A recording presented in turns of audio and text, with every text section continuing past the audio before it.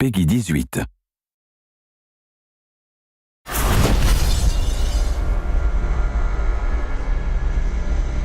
The thing we really wanted to do was give the player decisions to make, give the player choices and have some consequences to those choices. And some have lightweight or subtle consequences, and some are purely aesthetic.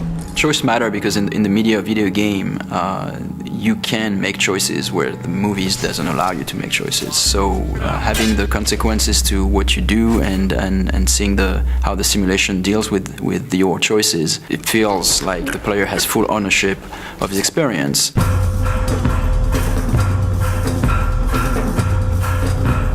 My goal is that everything that the player wants to do, he should be able to do it. As you can go everywhere, then it has to be functional everywhere. If he sees a door, it's an openable door. If he sees a roof, he should be able to climb there, and he knows that this is a valid path. As you guide Corvo through the world, as you see this world from a first-person perspective, you can constantly approach the game with all-out violence or subtlety, like you can be very surgical in how you move into an environment and how you deal with the assassination target. Ce qui est vraiment très, très intéressant dans Dishonored, c'est la possibilité pour le joueur de vraiment inventer son histoire, on va dire. Il peut vraiment jouer le jeu de la façon dont il a vraiment envie. Il peut très bien jouer au jeu sans jamais tuer personne, ou alors être une bête sauvage et attaquer tout le monde, mais ça aura des conséquences dans le jeu. I feel like we might have made the first assassination game where you don't actually have to kill anybody. Donc l'IA dans Dishonored est assez particulière dans le sens où il faut qu'elle réagisse vraiment à tout ce que le joueur est capable de faire, que ce soit de par ses pouvoirs ou de ce que ce soit que le joueur peut être assez furtif par rapport aux IA. Dans Dishonored, le joueur a la possibilité donc de jouer de différentes façons, et s'il choisit la façon vraiment furtive, essayer de... There's really no reason for you to listen to me. If you ever need steady work, you come see me. Il peut écouter ce que l'IA va dire. Il peut écouter les conversations, il peut obtenir il peut avoir quelques indices en fait sur ce qui se passe, sur comment arriver à résoudre sa mission. Oui, donc le joueur va pouvoir utiliser des combinaisons de pouvoirs assez variées. Par exemple, donc il va pouvoir arrêter le temps, commencer à utiliser l'arbalète pour tirer sur les différents ennemis. Les flèches vont prendre le cours normal du temps, tous les ennemis dans la pièce vont mourir. Il peut utiliser ça de façon... il peut utiliser des combinaisons complètement incroyables, et je pense que on va être assez étonné de ce que les joueurs vont être capables de faire.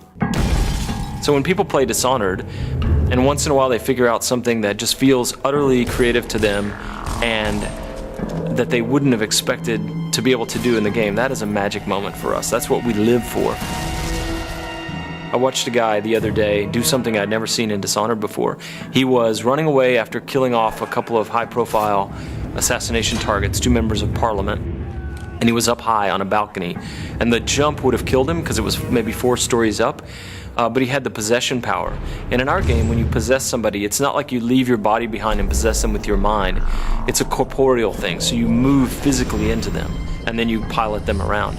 And so he jumped off of this balcony 4 stories up and plummeted to the ground, and I thought he was going to die. He was on the pavement next to the river, but he was angling for this guard that was walking a patrol down there, and as he got close to the guard, he activated the possession power and moved into the guy, and it kills the inertia of the fall, and he lived and walked past the other guards who didn't know anything was wrong. And that is a moment you can't have in another game.